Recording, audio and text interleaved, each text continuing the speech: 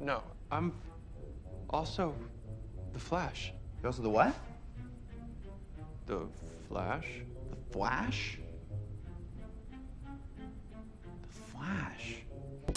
Hello, all you beautiful people. My name's Tommy, and I am delighted to welcome you to Podcast Assemble. I got a question for the internet at large.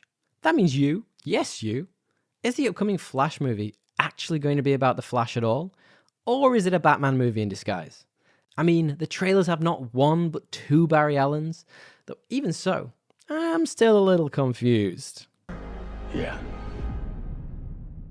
Now let's be honest, Black Adam's attempt to change the hierarchy of power in the DCEU was a mess.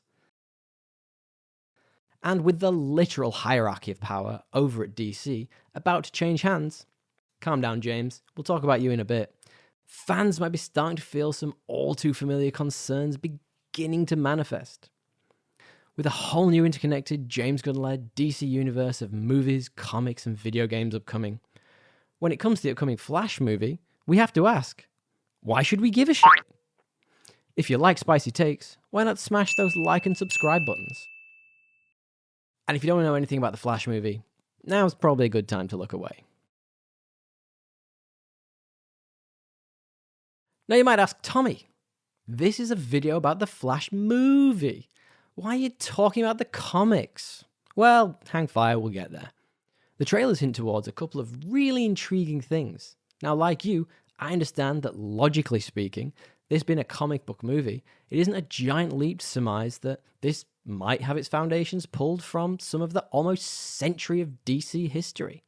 I mean, the Black Adam movie could have been literally any generic superhero script with the brick slapped on it, but that's not why we're here.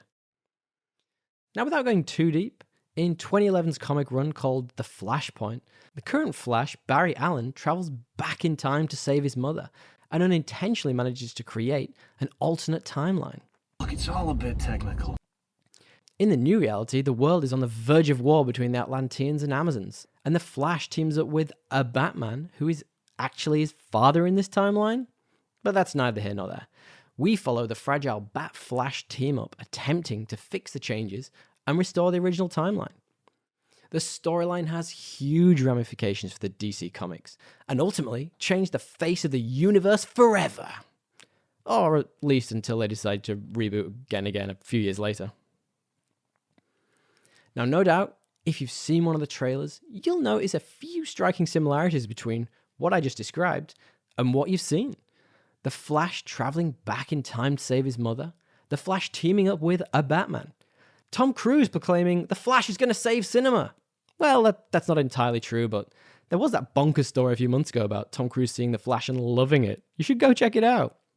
In short, with the background knowledge that DC Comics love a big reboot of their core heroes every so often, and if the movie is indeed using the Flashpoint as its basis, there's a strong possibility that paying moviegoers may not want to invest in heroes that might not return in the next movie.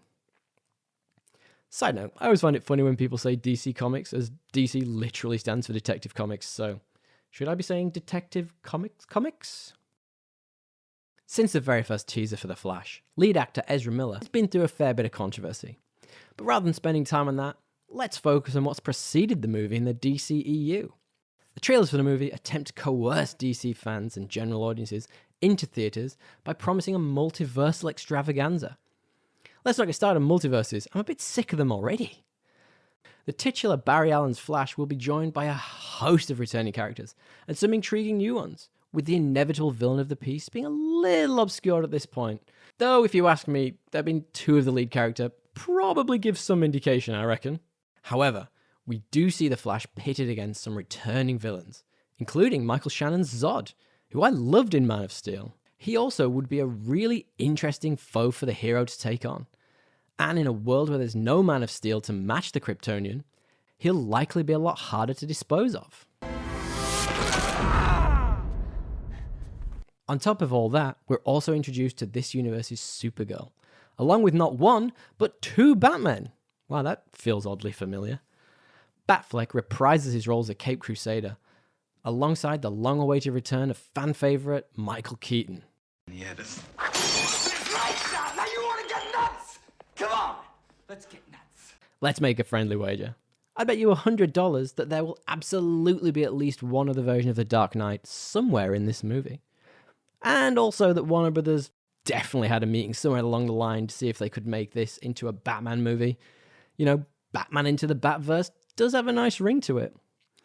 But once again, I see those fingers flexing towards the comments to proclaim, this channel is run by Disney shills and Marvel fanboys.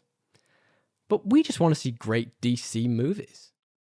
Comics are of course not shy about simply bringing in a new version of a character. And as evidenced by the trailers, there are already multiple versions of different characters appearing in the film.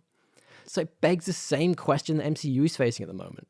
If we can just pluck another version of the Flash out of another timeline, or even just bring in one of the other 12 characters who've held the Flash powers, how do you make it so general audiences care about the ones we're following in this movie?